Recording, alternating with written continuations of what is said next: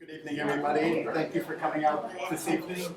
Every time we go, and We're that pleased to saves have us. a presentation on Commodore Isaac Hull and his nephew, fame and infamy for the Hulls in 1812.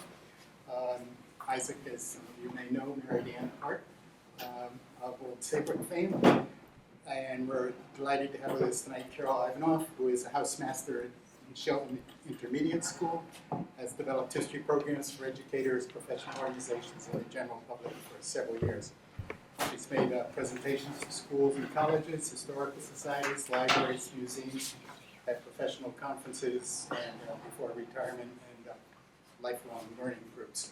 We're delighted that she's joined us tonight to make a presentation about the Hulls. Thank you so much.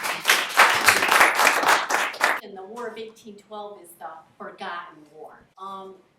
It's very interesting, and a lot of local stuff happens with this war.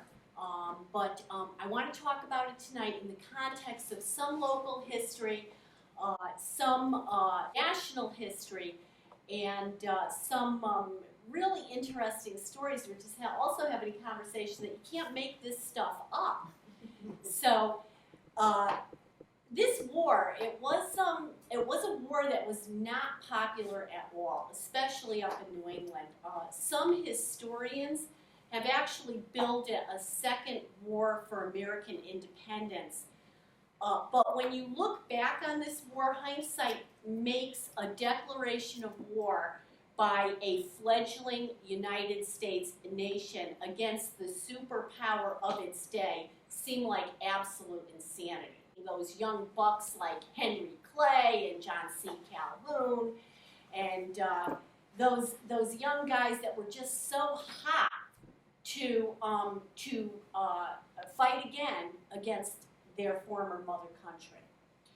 And we were really lucky to make a peace which was status quo antebellum, which meant both sides just ended the war based on the what was previous situation before the war even started. So this program was born from an article that I was asked to write for Connecticut Explored magazine in the summer of 2012, obviously commemorating the bicentennial of the War of 1812. And so I did so, trying to find something popular to say about the nation's most unpopular war. So we're going to start back in a little town called Derby. It's in the Housatonic and Lower Naugatuck Valley, the confluence of two rivers. Derby was at one time, like many towns in Connecticut, a port city, believe it or not. And the whole family hailed from Derby, Connecticut. It was this town between two rivers in our Lower Naugatuck Valley. The Housatonic and the Naugatuck rivers converge, and they flow out into Long Island Sound. There were 3 homes associated with the Hulls, and only one remains standing. And I'm going to make a comment here. Unlike the good job I perceive Old Saybrook has done with preservation, we in the valley call Derby Demolition Derby, because they did knock down everything. So only one of these homes that was associated with the family survives. But it's a home on the corner of Division Street and Elm Street, which is the historic section of Ansonia, not Derby. It once was Derby. That home is still there. I'll show you pictures in a second. You can see the position of the 3 houses there. Derby originally comprised 5 towns in the Lower Valley. Now it is the smallest town in Connecticut. As it is with everything in nature, this is a quote from a Derby historian, as it is with everything in nature, the ages come and go, generations rise and pass away into one eternal procession. Even landmarks more enduring than men, lasting through many generations, nevertheless fade away. And the structures of today are built upon the ruins of yesterday. And that was a historian named Albert F. Sherwood from Derby, Connecticut. William Hull is going to be born in this house. It's the only Hull house left standing. It is on the corner of Division and Elm. He's born in Derby in 1753. He's going to graduate in Yale in 1772. He's going to study law in Litchfield. He's going to pass the bar in 1775. And then what happens? We're at war. And the outbreak of fighting in the American Revolution, Hull is going to join the local militia. He's going to be quickly promoted to captain, then to major, then to lieutenant colonel. He's in the battles of White Plains, Trenton, Princeton, Stillwater, Saratoga, Fort Stanwix, Monmouth, and Stony Point. He compiles a great combat record. He's recognized by George Washington and the Continental Congress for his service, and he is a very good friend of Nathan Hale. And it is William Hull who was largely responsible for publicizing Hale's famous last words, that I only regret that I have but one life to lose for my country. After the American Revolution, he's going to become a general. General Hull is going to move to his wife's family estate in Newton, Mass., and he's going to serve as a judge, a state senator, and in 1805, President Jefferson is going to remember his combat career, and he's going to appoint him governor of the recently created Michigan Territory as well as its Indian agent. Now, by the time Hull is appointed, he really doesn't want this appointment. It's a difficult one. But by the time Hull is appointed, American efforts to expand settlement out into the Ohio Territory have generated great opposition by the Native Americans and the British. And particularly the Shawnee leaders, the great Tecumseh and his brother, the Prophet. And these men would preach resistance to the American lifestyle, and they were totally against any further American land giveaway. The general's nephew is going to be Commodore Isaac Hull. He's born in this house at 38 Commerce Street, right on the banks of the river in Derby. He's born in 1773. His family then moves across the river to another Hull home on Huntington Landing, when Isaac was a small boy. This house later became, I don't know if you can see him up there, Joe Wheeler, the Confederate general, cavalry commander, was a Hull. He was a Hull. One of the Hulls, the generals, actually the general's daughter married a boy from Georgia, and they moved down to Georgia.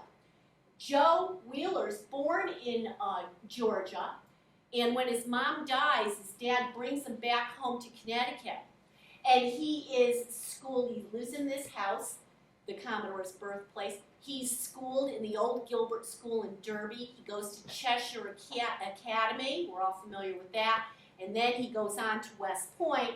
And during the Civil War, he is going to leave the American Army. He's going to fight for the Confederacy. Little fighting Joe Wheeler. And he is going to be one of the great Confederate cavalry commanders of the Civil War. This house is going to be razed or knocked down in 1961. And the only thing left on the banks of the river is a bronze plaque attached to this construction company, noting that it was the birthplace of Commodore Hull. So the Hulls move across the river. There was a ferry on a rope that went back and forth across the river. And Isaac Hull's going to go to this house as a child. He's going to inherit this house, and he's going to keep it for quite a while. When he would come back to Connecticut, this is the house that he would stay in, as well as his wife's family home in Old Saybrook. So he is the second of 7 sons. This house was built by Captain Joseph Hull, his father-in-law, on land given by his father-in-law on the old Huntington Landing. It's now downtown Shelton. If you're familiar with Route 8 and the Commodore Hull Bridge, it was right under the bridge.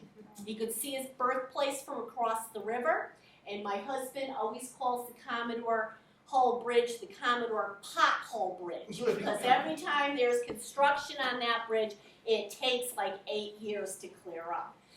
His father, the general's brother, was fighting the British on Long Island Sound when he was captured, and he was put onto a prison ship by the British where he stayed for 2 years. He was finally exchanged. He did live, but his health was broken. He did come back to Connecticut during the war, and then he commanded a flotilla of whale boats on Long Island Sound that was trying to combat the British. So another very brave and gallant patriot. Of the 7 sons that he had, none of the boys achieved any kind of wealth. All of the boys hated school. Isaac was the second son, of course, and he really wanted to go to the sea. And again, against schooling, the general really kind of adopted Isaac as the most promising of the seven sons. They were quite close. He tried to get him into Yale, and just Isaac was having none of that. Isaac wanted to go to the sea, and he did. By age 14, he was at sea. He would work his way up to command merchant seamen. There was a whole string of disasters. He was a fine sailor, though, and he came back to Connecticut in 1798 to find that his uncle, the general, had secured a naval appointment as a lieutenant, and he was going to be stationed on the frigate Constitution, and that's going to be his first experience with the ship that he would refer to for the rest of his life as that favored frigate. He and the ship would literally sail their way to greatness, and the Constitution under his command would become the old Ironsides that we all know it as.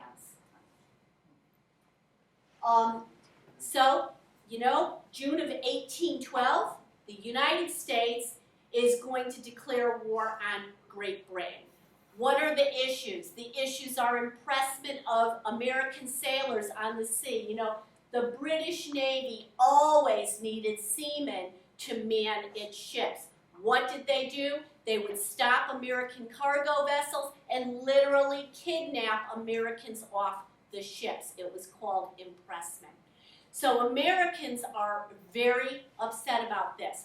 They're fighting for freedom of trade, freedom of the sea, an end to impressment, and in June of 1812, 18 United States are going to declare war and oppose the entire British Empire. Of those 18 states, the New England states, including Connecticut, adamantly resent Mr. Madison's war. And there was a lot of disloyal talk about succession. New England was threatening succession. It was a war. This war was literally a world war. It's going to be fought over an enormous area on this continent, from Canada to the Great Lakes to the mouth of the Mississippi, and thousands of miles of Atlantic and Gulf coastline.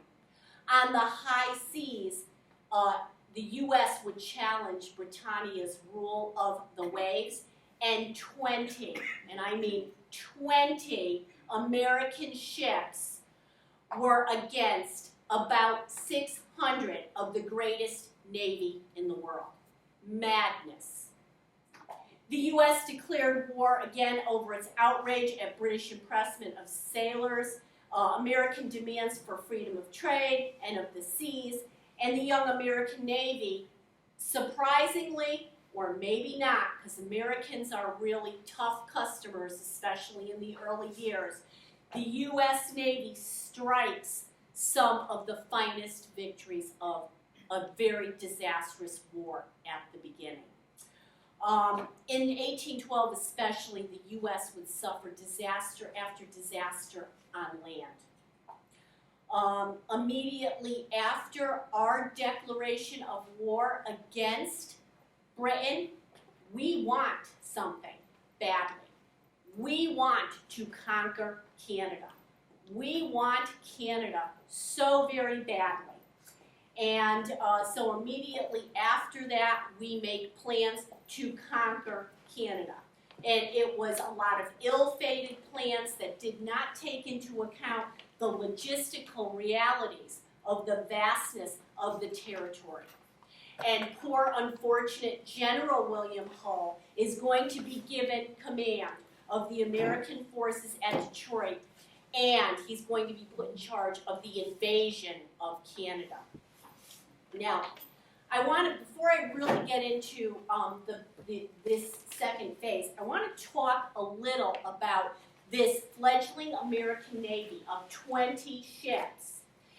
And this Navy is going to be commanded by some of the greatest sailors of the age, including Commodore Hull. This ship-to-ship combat I can only compare to the dogfights of the aerial dogfights of the First and Second World Wars. And it's done with wooden ships. The Americans, one-on-one, are really tough to beat.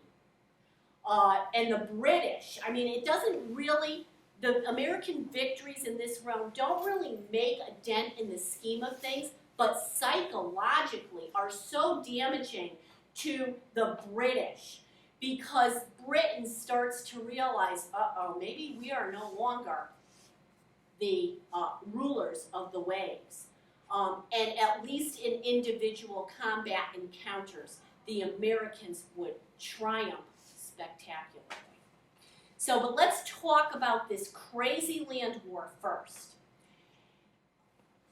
This is a picture of General Hull's road to Detroit. Now, we think of Detroit today, but from Indiana Territory, one of the things the general has to do is he has to advance on Detroit. Now, Detroit is in the wilderness. He has to literally cut a new road through the wilderness, and that's going to take him most of June.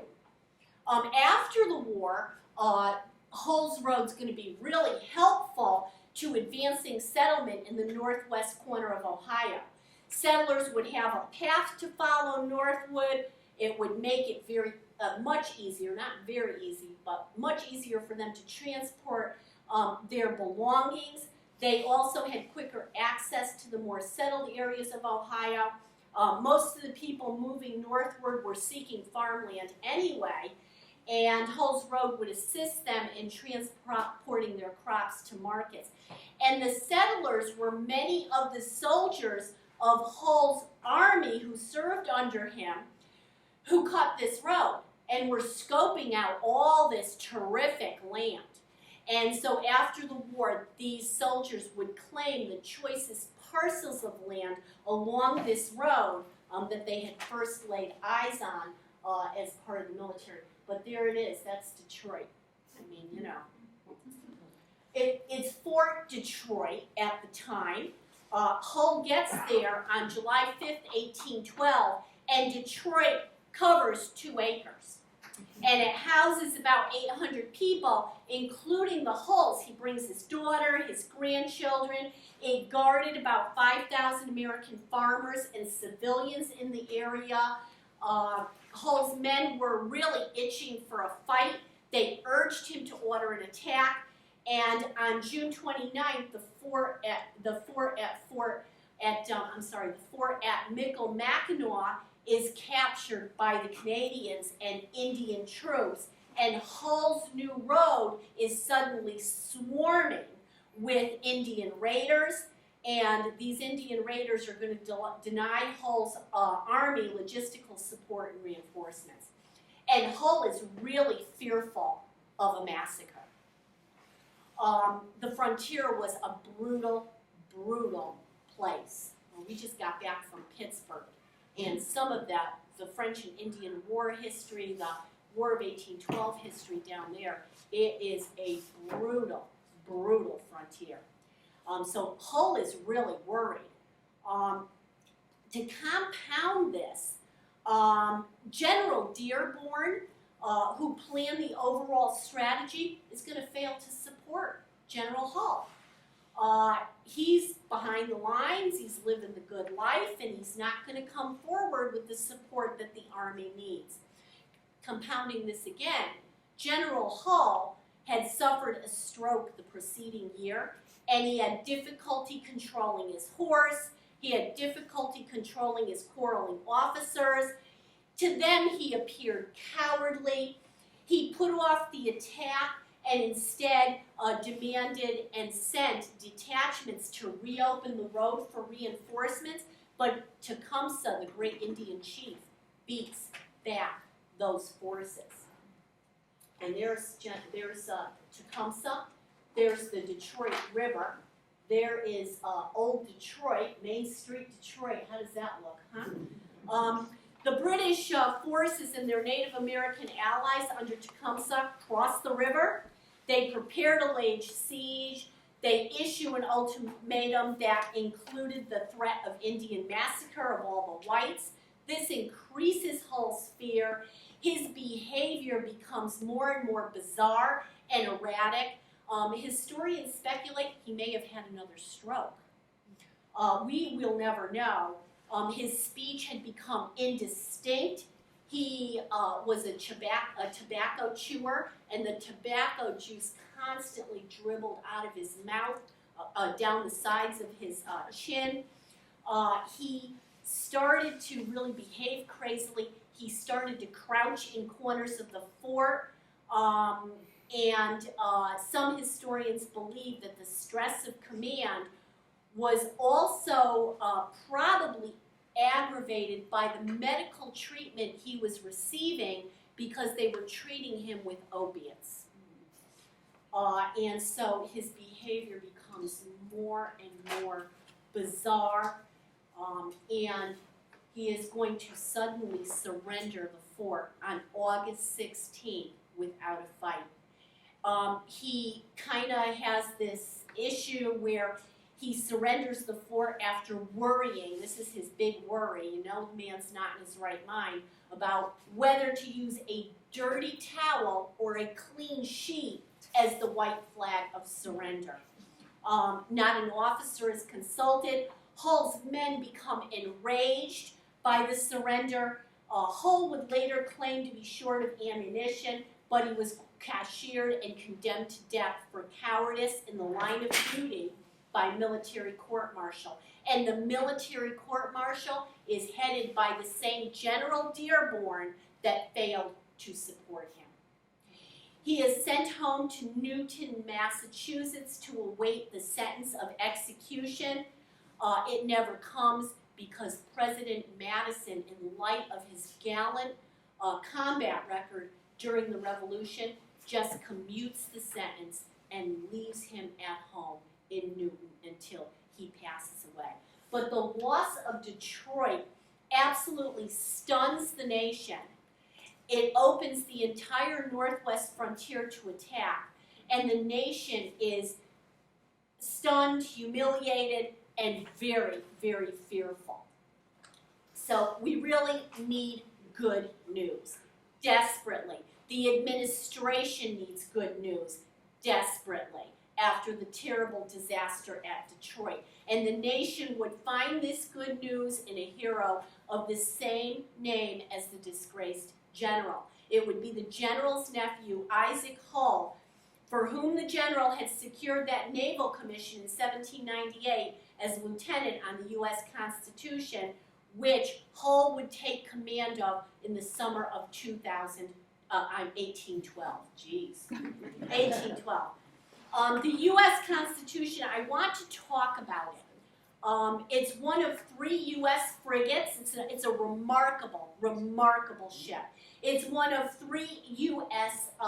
Frigates built for the U.S. Navy. It's designed by a man named Joshua Humphreys, who is a Quaker opposed to war. She's the cutting edge of sailing and combat technology. She's launched from Boston in 1797. She's constructed of live oak, red cedar, hard pine. She's 204 feet long with a beam of 43 feet, and she weighs 2,200 tons.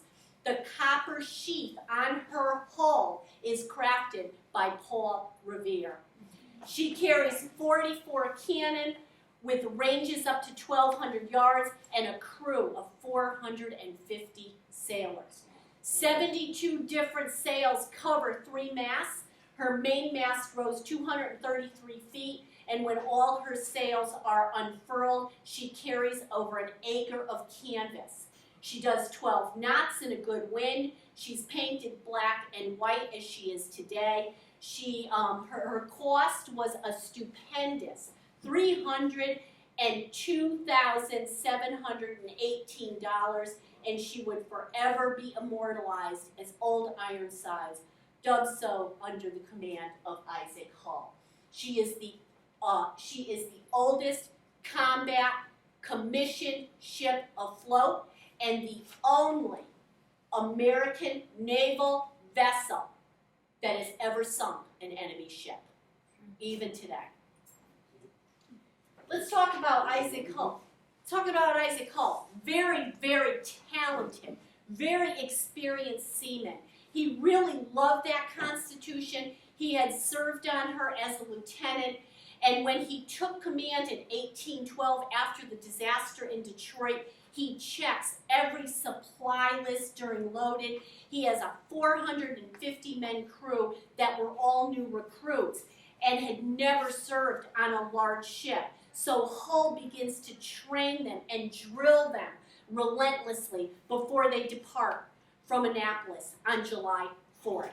At noon, the ship fires a 15-gun salute in honor of the nation's 36th birthday. And she sails the next day. On the 16th, Hull's lookout, you know, the guys in the crow's nest up there, Hull's lookout spots several sails on the horizon. Now, Hull had orders to rendezvous with Commodore Rogers' squadron, and they cannot see from the distance who it is. Now, he's going to assume it's Rogers' squadron, and he's going to begin to sail toward them. He steers directly toward these vessels, hoping they're Rogers. Well, 5 a.m. the next morning, gets light out, and they can see really good by this time. It's 5 British warships bearing down on him. They're closing in on him at top speed. They are the HMS Shannon, Belvidere, Aeolus, the Guerriere, and the 64-gun Africa. And Hull takes a look at this, and he knows to face all 5 is suicide. And so he has no choice but to outsail them. And this event is one of the greatest naval chases and escapes in world history. I mean, Hull was just really something, and so was that ship. He knew how to use it, and he would. So he finds himself literally trapped, turns the ship around, starts to make some speed, and suddenly the entire British fleet and Hull himself are becalmed. In the age of sail, the only way you go anywhere is the wind. And so Commodore Hull is in a tight fix, and he remembers this technique that they used frequently on the Housatonic River. It's called kedging. And what they do is they put this huge, he had 2 kedge anchors, 2 huge anchors, and they put them in boats. You can see them there, and they start to pull out, and then they drop the kedge anchor. It's attached to the capstan. You got all these sailors on the main ship going around, winding the anchor rope around the capstan. And this goes on, this chase is going to go on for 57 hours. Well, the British take a look at this, And they're like, hey, we got more men, we got kedge anchors too, and they load one ship up and they start to pull behind the American sailors. And then Hull does something else, he's trying to think.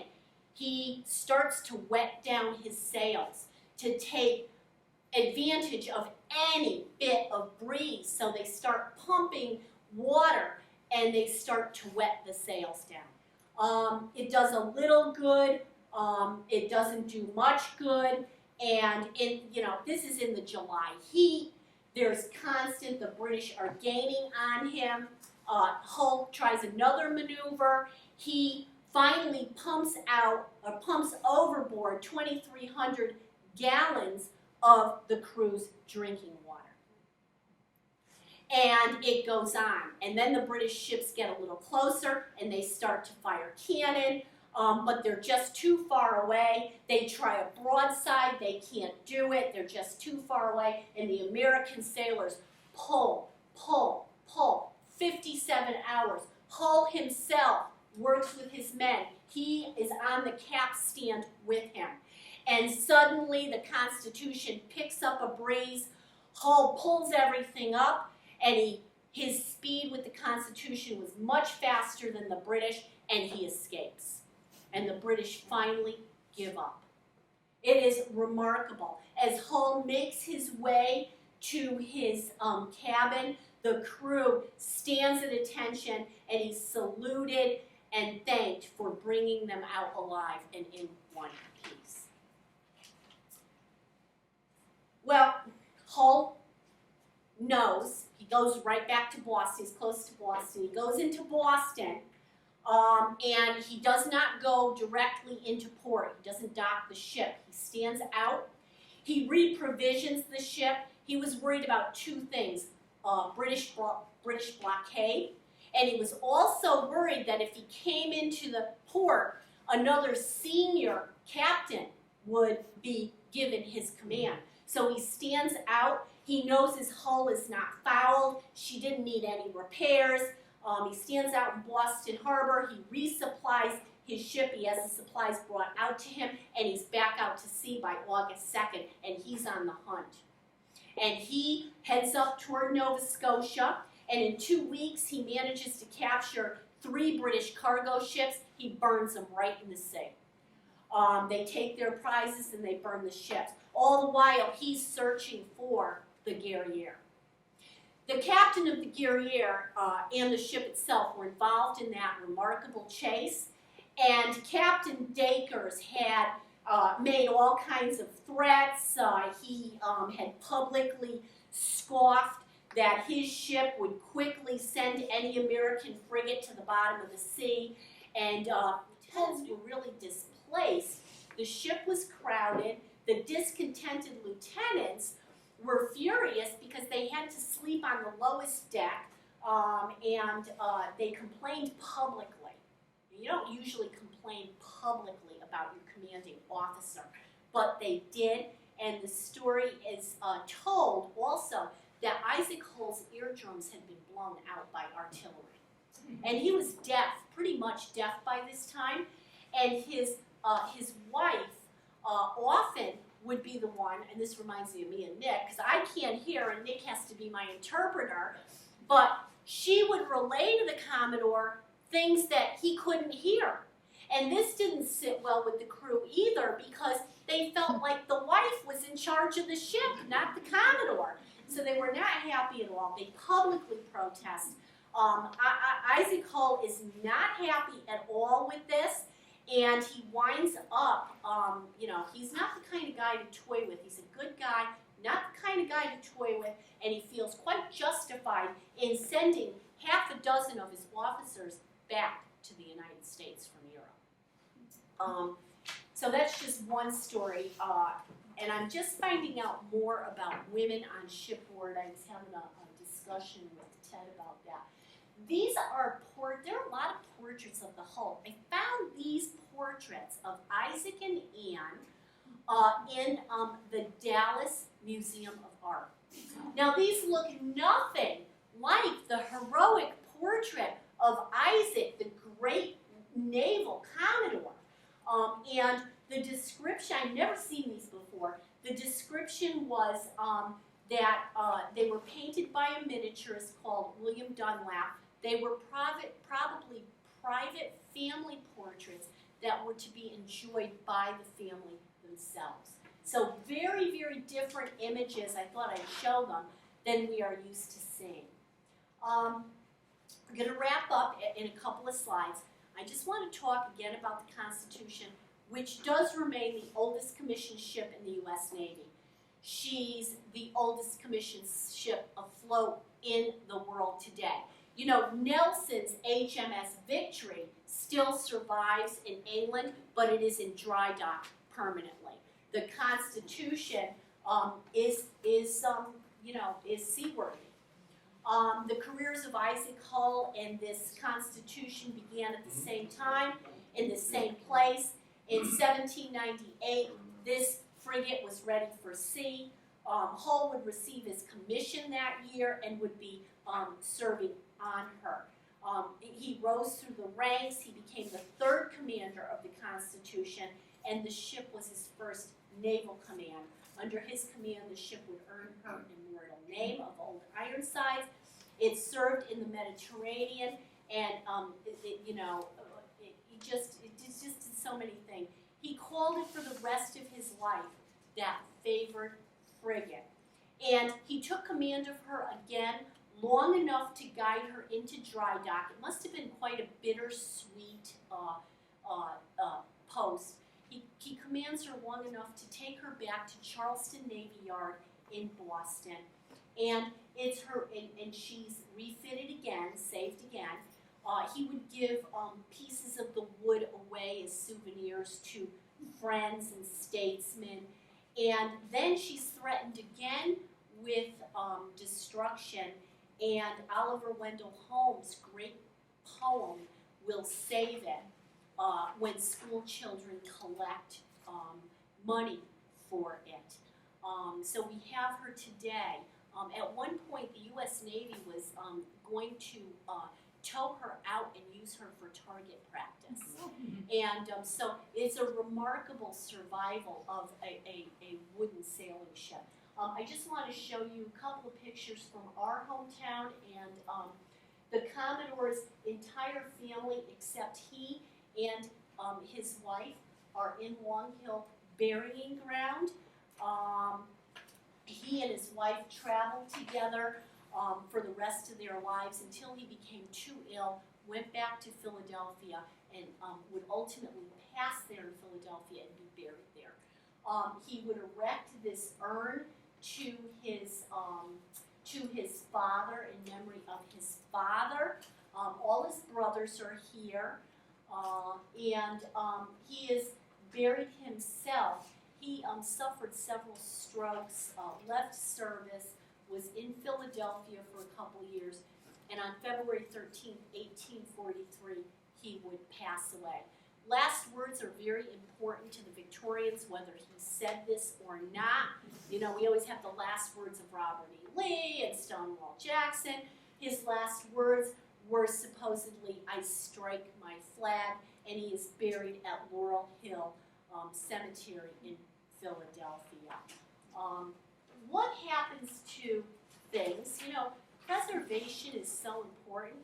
What happens to people's things when they pass away? Well, Isaac would die in 1843, and his wife would live on until 1874, and one of her nephews would be put in charge of the auction of their items. And I have a nice catalog. It's sitting, you can see it up there. The last exhibition done on the Commodore was at the Constitution Museum. Very few things remain. This is the auction that took place. It was at the residence of her father.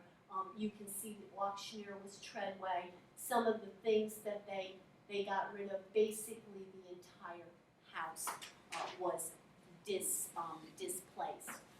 Derby Historical Society, oh, I was say that. Derby Historical Society, I'm on the board, they know I say that.